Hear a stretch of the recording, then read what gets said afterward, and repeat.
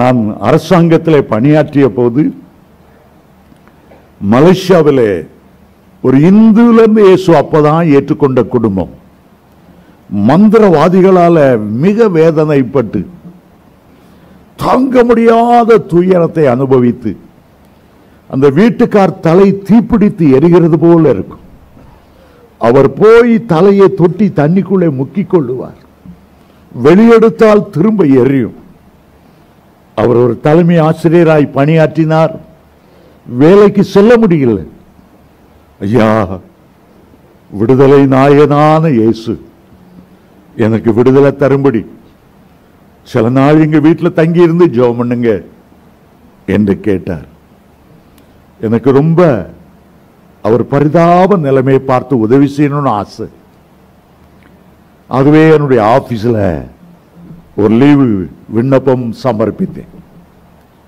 என்னுடைய ஆபீசர் பயங்கரமான ஒரு இந்து பக்தன், ஒரு நல்ல பிராமணன்.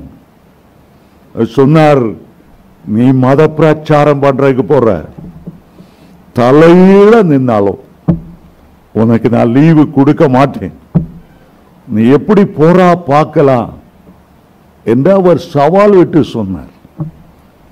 எனக்கு தெரியும், என் ஆண்டவர் ஒரு பெரிய புல்டோசர். இந்த அதிகாரி ஏமாத்திரம் எவ்வளவு நாள் தடுக்க முடியும்?